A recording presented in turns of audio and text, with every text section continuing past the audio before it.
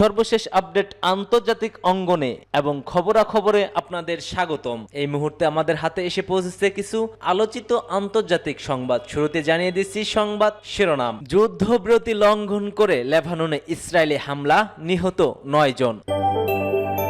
আরো জানিয়ে দিচ্ছি গাজায় ইসরায়েলি অভিযানে 33 বন্দী নিহত, খবর হামাসের। একই সঙ্গে থাকছে হুতিকে সন্ত্রাসী সংগঠন হিসেবে ঘোষণা করলো এবার কানাডা।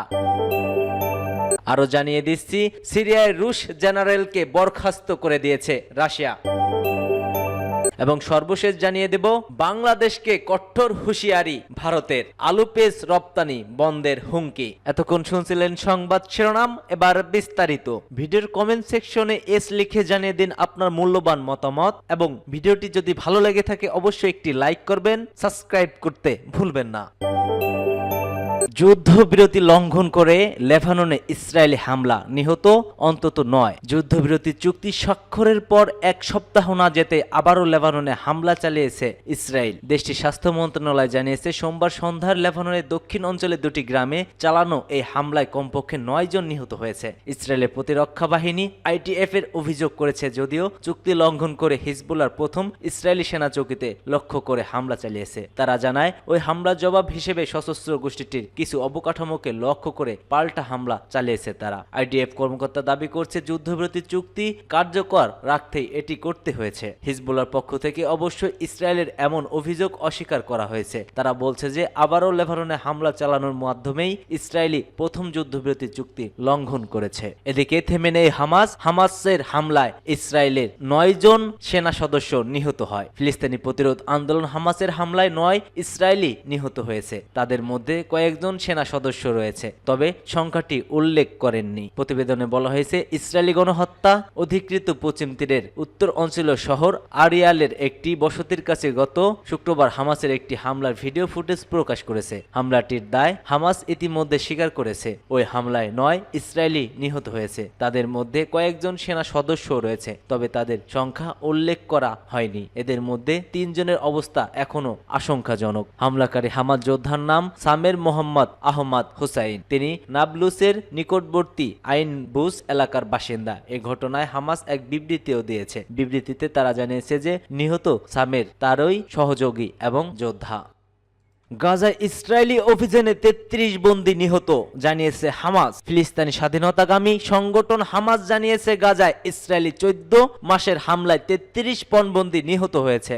এক বিবৃতিতে এই তথ্য জানিয়েছে হামাস। ইসরায়েলকে উদ্দেশ্য করে হামাসের বিবৃতিতে বলা হয়েছে, তোমাদের পাগলামি যুদ্ধের সাথে সাথে তোমরা তোমাদের জিম্মিদের চিরতরে হারাতে পারো। অনেক দেরি হওয়ার আগেই যা করা উচিত তা তোমরা করো। ইসরায়েলি প্রধানমন্ত্রী বেনিয়ামিন নেতানিয়াহুর এক গেমি ও অব্যাহত আগ্রাসনী বন্দীর মৃত্যুর সংখ্যা বাড়িয়ে তুলছে বলে মন্তব্য করে হামাস। হামাসের সামরিক শাখা আল কাসাম ব্রিগেডের গাজায় এক ইসরায়েলি বন্দীকে আটক রাখার একটি ভিডিও প্রকাশ করে। ওই নাগরিককে মার্কিন নাগরিকত্ব দিয়েছে। এর 2 দিন পরে হামাসের এই ভিডিও এলো। 2023 সালে 7 অক্টোবর দক্ষিণ ইসরায়েল সীমান্তে হামাস আক্রমণ করে। ওই সময় প্রায় 1200 মানুষ নিহত এবং প্রায় 250 জনকে পণবন্দী করা হয়েছিল। এর প্রতিশোধ নিতে ইসরায়েল গাজায় হামাসের উপর আক্রমণ চালায়। গাজা উপত্যকায় চলমান ইসরায়েলি হামলার নিহতের সংখ্যা বেড়ে দাঁড়িয়েছে প্রায় 45,000-এ। এই বিবৃতি জানিয়েছে স্বাস্থ্য কর্তৃপক্ষ হামাস।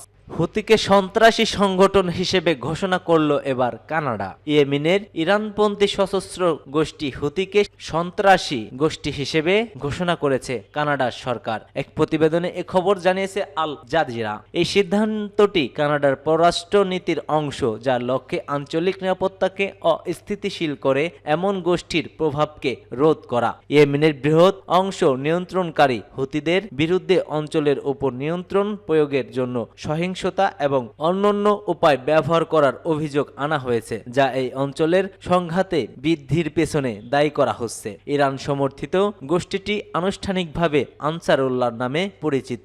2000 সালের গোড়ার দিকে ইয়েমেনের একটি গড়ে উঠেছে। গত বছরের 7 অক্টোবর থেকে ফিলিস্তিনের অবরুদ্ধ গাজা উপত্যকায় ইসরায়েলি হামলার বিরুদ্ধে লোহিত সাগরের মার্কিন যুক্তরাষ্ট্র এবং পশ্চিমা মিত্রদের একাধিক বাণিজ্যিক ও নৌজাহাজে আক্রমণ করে আসছে হুতি। এসব হামলা হামলার কারণে লোহিত সাগরের জাহাজ চলাচল প্রায় বন্ধ হয়ে গেছে। এর আগে কানাডা লোহিত সাগরের হামলার প্রতিক্রিয়ায় এই বছরের শুরুতেই হুতির বিরুদ্ধে ব্রিটিশ এবং আমেরিকান হামলাকে সমর্থন করে। হুতি ইরানের ইসলামী বিপ্লব গার্ড কর্পস এবং লেবাননে হিজবুল্লাহর গোষ্ঠী মিত্র। চলিত বছরে জানুয়ারিতে আনসার উল্লাহ তথা হুতিকে সন্ত্রাসী গোষ্ঠী হিসেবে তালিকাভুক্ত করে যুক্তরাষ্ট্র।